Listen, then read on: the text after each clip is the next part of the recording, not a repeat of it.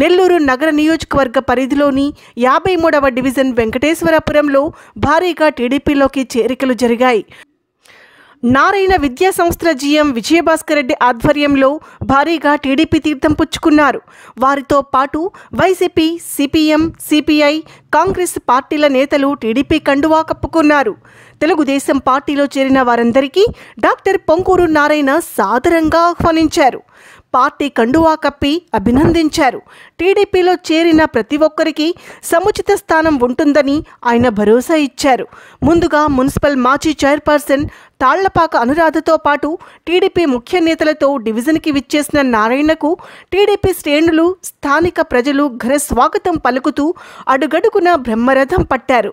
చేరికల కార్యక్రమంలో భారీగా సన్మానించి బాణసంచా కాల్చి సంబరాలు చేశారు. ఈ సందర్భంగా డాక్టర్ పొంగూరు నారాయణ మాట్లాడుతూ రోజురోజుకు తెలుగుదేశం పార్టీపై ప్రజలు చూపుతున్న ఆదరాభిమానానికి కృతజ్ఞతలు తెలియజేశారు. ప్రజలు ఇచ్చిన అవకాశాన్ని సద్వినియోగం చేసుకునేలా రాష్ట్రాన్ని సర్వతోముఖంగా అభివృద్ధి చేయాల్సిన వైసీపీ ప్రభుత్వం ప్రజలను తీవ్ర అవస్థలకు గురి చేయడం సరికాదని హితవు పలికారు. స్వర్ణాంధ్రగా రూపుదిద్దుకోవాల్సిన రాష్ట్రం అప్పుల ఆంధ్రప్రదేశ్గా మారడం బాధాకరంగా ఉందన్నారు. రాజధానిని డెవలప్ చేయాల్సింది పోయి నిర్లక్ష్యంగా వదిలేయడం సరికాదని తెలిపారు. ఇలాగే కొనసాగితే ఇంకొక 30 సంవత్సరాలు 40 సంవత్సరాలు అంధకారంలో అంటే మన యొక్క యువతకు ఉద్యోగాలు రావు. ఇంకా ఇప్పుడు ఆ రాష్ట్రం డెవలప్ కావాలంటే మన పిల్లల యొక్క భవిష్యత్తు ఇంపార్టెంట్. ఈరోజు చిన్న చిన్న పనులు చేసుకునే వాళ్ళు ఒక్కసారి కోటీసులు కాలేరు. చిన్న చిన్న వ్యాపారాలు తీసుకుని ఒక్కసారి కోటీసులు కాలేరు. వాళ్ళ యొక్క పిల్లలు డెవలప్ కాగలరు. ఆ రోజు చంద్రబాబు నాయుడు గారు వేసిన చిన్న విత్తనం హైదరాబాద్ హైటెక్ సిటీ లక్షల మందికి ఐటీలో ఉద్యోగాలు ఇచ్చింది. ఒక్క భారతదేశంలోనే కాదు, ఇతర దేశాల్లో కూడా లక్షల మంది చిన్న చిన్న కుటుంబాల నుంచి వచ్చిన పిల్లలు ఈరోజు ఐటీలో పెద్ద పెద్ద ఉద్యోగాలు ఉన్నారు. మీ గురించి ఎంతోమంది నారాయణ ఇన్స్టిట్యూషన్స్లోనే చిన్న చిన్న బుంకులు, అంగళ్ళు తీసుకునే వాళ్ళు, చిన్న చిన్న టీచర్లు, చిన్న చిన్న బండ్లు నెట్టుకొని పూల వ్యాపారాలు చేసుకునే వాళ్ళ పిల్లలు ఈరోజు ఎంతోమంది ఐఐటీ చదివి దేశ విదేశాల్లో ఉన్నారు. దానికి కారణం ఆ రోజు హైదరాబాద్లో హైటెక్ సిటీ ఒక్క బిల్డింగ్ కట్టడం. కానీ డెవలప్మెంట్ చేయటం అనేది చేయకుండా మన పిల్లల భవిష్యత్తు ఉండదు. కానీ ఈరోజు ముఖ్యమంత్రిగా ఉన్న జగన్మోహన్ రెడ్డి గారికి ఆలోచన లేదు. పిల్లల్లో భవిష్యత్తు లేదు, రాష్ట్రంలో భవిష్యత్తు లేదు, అసలు ఆలోచనే లేదు. వాళ్ళు అటువైతే పోయారు. ఈరోజు ప్రజలు ఓట్లు కావాలి. ప్రజలు అంత అమాయకులు కాదండి. ఎవరైనా, ఏ తండ్రి అయినా, ఏ తల్లి అయినా కోరుకునేది తన పిల్లల భవిష్యత్తు. ఈరోజు అంధకారంలో పోయింది రాష్ట్రం. పిల్లల భవిష్యత్తు రావాలంటే ఈ రాష్ట్రానికి ఇండస్ట్రీస్ రావాలి, వ్యాపార సంస్థలు రావాలి, పెద్ద పెద్ద కంపెనీలు రావాలి. అవి రాకుండా ఎవరికి ఉద్యోగాలు రావు. ఉద్యోగాలు రాకుంటే ఆ రాష్ట్రం డెవలప్ కాదు. ఆ విషయం నాయకుడికి లేదు. అది ఒక్క చంద్రబాబు నాయుడికే ఉంది. అమరావతి రాజధాని అన్నారు. అమరావతి రాజధానికి నేను మినిస్టర్ని 2015 జనవరి 1వ తేదీ 2015 జనవరి 1వ తేదీ ఆడ ల్యాండ్ పూలింగ్కి నోటిఫికేషన్ ఇచ్చాం. 2015 ఫిబ్రవరి 28వ తేదీకి అంటే 58 రోజుల్లో 34,000 ఎకరాలు ఒక చిన్న లిటికేషన్ లేకుండా రాష్ట్ర ప్రభుత్వానికి ల్యాండ్ పూలింగ్ ఇచ్చారు. నిజంగా అక్కడ ఆ రాజధాని డెవలప్ అయిపోయి ఉంటే ఈ ఊరికి రాష్ట్రానికి ఎంతో డెవలప్మెంట్ అయ్యింది. రాజధాని అంటే కేవలం బిల్డింగ్లు కాదు, ఎన్నో లక్షల మందికి ఉద్యోగాలు రావాలని దాన్ని డిజైన్ చేశాం. కానీ 3 రాజధానులని 3 ముక్కలు చేసి ఏమీ లేకుండా ఈ రాష్ట్రానికి ఒక్క రాజధాని కూడా లేకుండా చేశారు. సరే, మన యొక్క నెల్లూరు జిల్లా తీసుకుంటే మీకు తెలుసు, 2014 నుంచి 19 దాకా నేను మినిస్టర్ని. 2014లో నేను ఎవరిని ఓట్లు అడగల, నేను ఎక్కడా కంటెస్ట్ చేయలేదు రాష్ట్రంలో. అయితే తెలుగుదేశం 1993 నుంచి చేసిన సేవకు గాను ఆ రోజు ముఖ్యమంత్రిగా ఉన్న తారా చంద్రబాబు నాయుడు గారు వారే నన్ను ఆహ్వానించారు మంత్రివర్గంలో రమ్మని. మంత్రి చేశారు, అమరావతి రాజధాని మంత్రి చేశారు, మున్సిపల్ శాఖ మంత్రిగా చేశారు. అయితే నాకు ఆయనకున్న చదువుతో కావచ్చు, అనుబంధంతో కావచ్చు, నేను నెల్లూరు సిటీని డెవలప్ చేయాలి, నెల్లూరులో పుట్టి పెరిగాను, ఒక పేద కుటుంబం నుంచి ఒక బస్ కండక్టర్ కుమారుడుగా ఏలు ముద్ర వేసే తల్లిగా 8వ తరగతి చదివిన తండ్రి ఆ కుటుంబం నుంచి వచ్చాను, ఒక పేద కుటుంబం నుంచి వచ్చా. ఈరోజు 20 రాష్ట్రాల్లో నారాయణ ఇన్స్టిట్యూషన్స్ ఉన్నాయి, 6 లక్షల మంది చదువుతున్నారు, 50,000 కుటుంబాలకు డైరెక్ట్ ఎంప్లాయ్మెంట్ ఉంది. ఇలా ఎదిగాను, నెల్లూరుకి ఏదైనా చేయాలనే ఉద్దేశంతో ఆ రోజు ముఖ్యమంత్రి గారిని ఫ్రెండ్స్ అడిగా. నేను ఫ్రెండ్స్ అడిగిందే తడగా ఆయన ఎప్పుడూ కాదన్నా, ఏది అడిగితే చేశారు. అందుకని 5,240 కోట్లు తీసుకొచ్చి ఈ యొక్క నెల్లూరులో 54 డివిజన్, నెల్లూరు సిటీ కాదు, నెల్లూరు రూరల్లో కూడా అనేక కార్యక్రమాలు చేశాం. 1, 2 కాదు. ఒకటి మీకు తెలుసు, ఇప్పుడే చెప్పారు, పార్కులు అంటే 2 పార్కులు ఉన్నాయి, చిల్డ్రన్స్ పార్కు, గాంధీ పార్క్. కానీ పార్కుకు స్థలాలు అనేక ఉన్నాయి, 100 ఉన్నాయి. నేను ఒకటే అధికారులు చెప్పారా, అవన్నీ కబ్జా చేస్తారు, ఎక్కడైతే పార్కు స్థలాలన్నా అన్నింటిలో పార్కులు స్టార్ట్ చేయండి, ఎంత కావాల్సింటే ఫండ్స్ ఇస్తానన్నా. అధికారులు చేశారు, చేయలేటి ప్రతి డివిజన్లో పార్కులు ఉన్నాయి. అదేవిధంగా మీకు తెలుసు, అన్నా క్యాంటీన్స్ కావచ్చు, నెక్లెస్ రోడ్ కావచ్చు, బారాషాహి దర్గా కావచ్చు, 1 కాదు 2 కాదు, ఏది కావచ్చు మీరు చేసా. అన్నిటికంటే ముఖ్యమైన 3 ఉన్నాయి, అన్నిటికంటే చాలా ముఖ్యమైనవి. ఒకటి 43,000 ఇళ్ళు ఈరోజు పదవికూరు అవతల, తర్వాత చల్లీపురం, ఇక్కడ ఈ 3 ప్లేసుల్లో కలిసి 43,000 ఇళ్ళు శాంక్షన్ చేశారు. 1, 2 కాదు, స్వతంత్రం ఇచ్చిన తర్వాత 75 సంవత్సరాల్లో కలిపి కూడా ఇందులో 4వ వంతు కాలా ఇల్లు.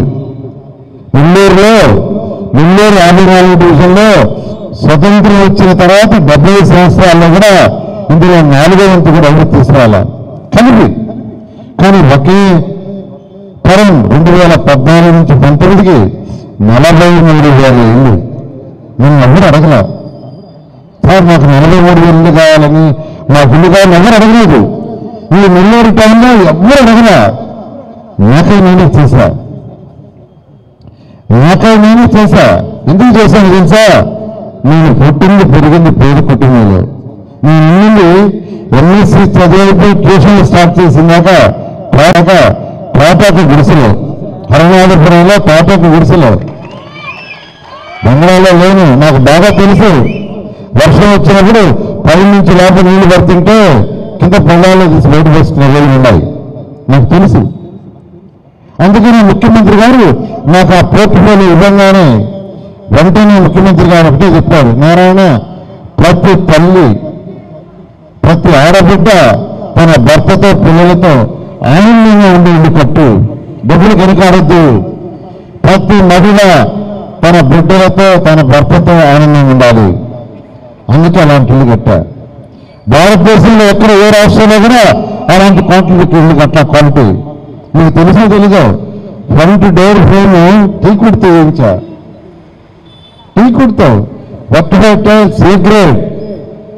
ఆడవాళ్ళు అంటుకునే వచ్చి గ్రానైట్, బ్లాక్ గ్రానైట్. ఇక్కడ పార్క్ పెట్టించారు, చూసారు లేదు. దాన్ని ఖర్చు పెట్టింది ఎంతో తెలుసా?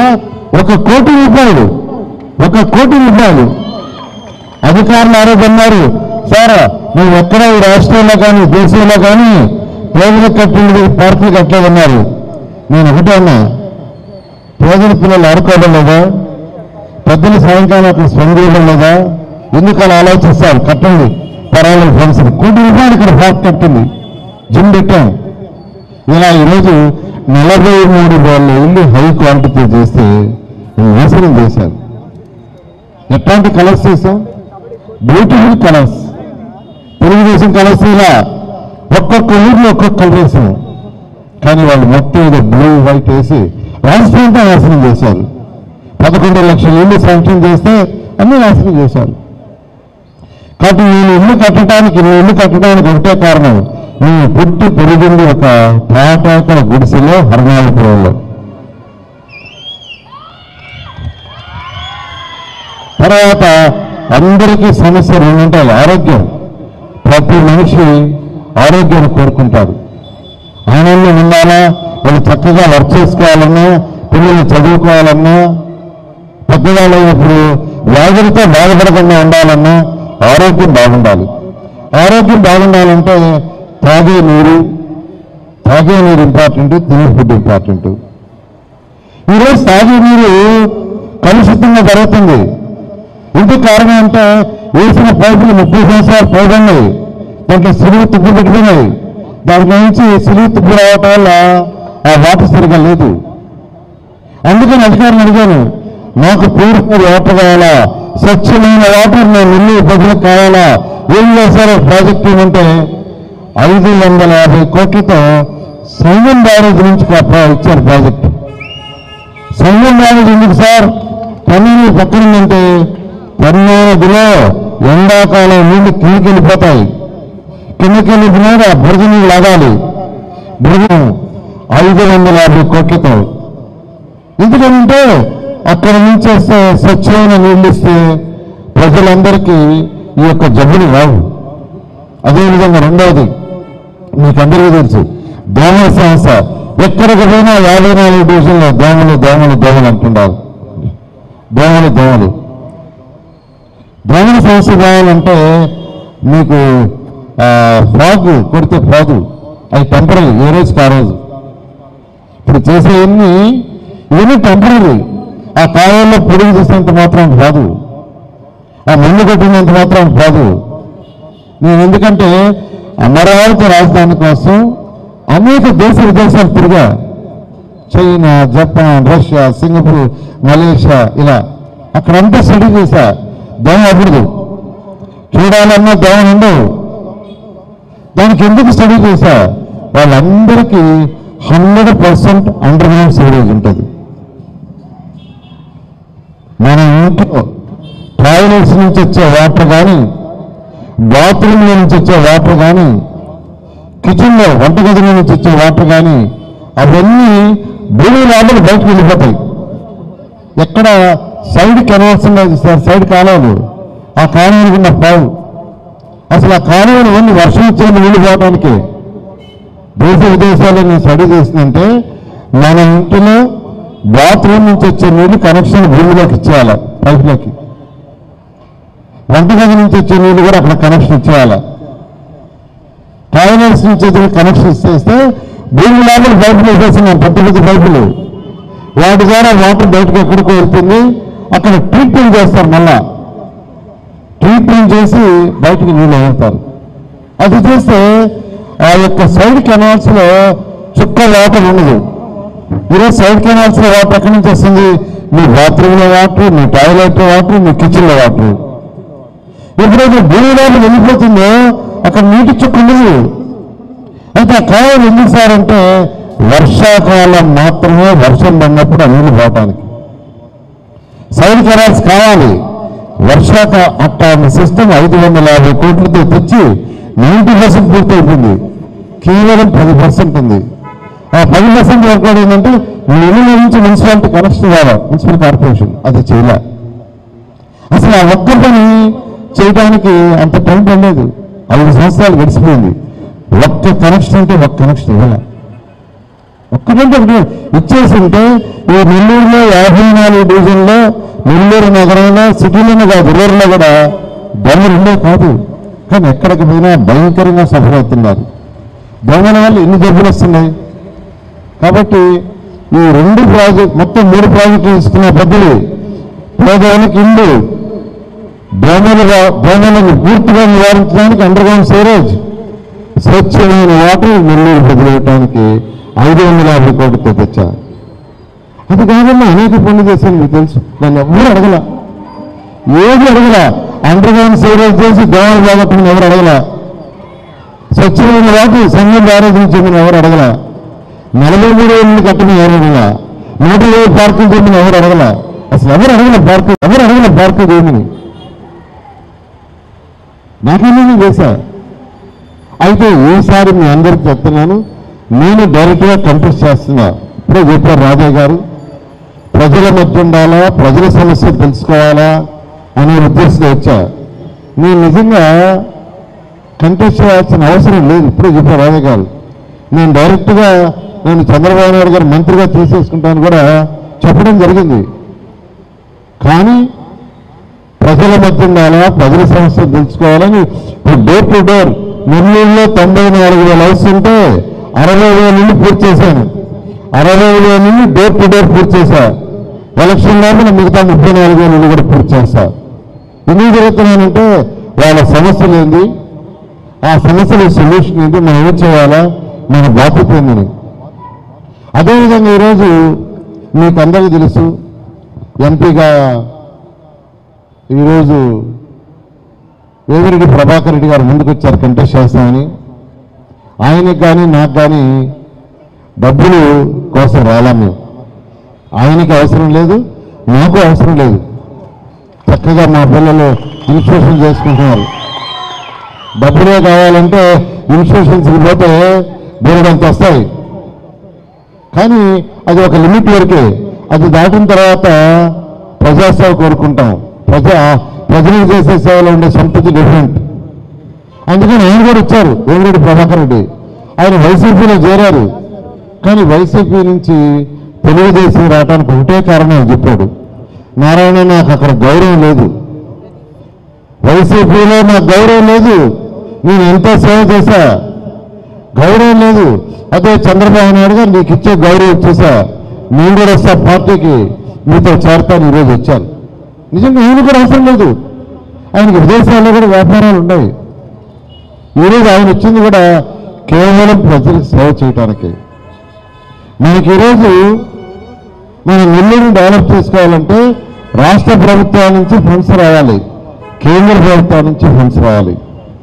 మీకు తెలియదో కొన్ని ఫండ్స్ 100% రాష్ట్ర ప్రభుత్వం ఇస్తుంది, కొన్ని ఫండ్స్ కేంద్ర ప్రభుత్వం 40% ఇస్తుంది. కాబట్టి మనకి ఎంపీ కూడా ఇంపార్టెంట్.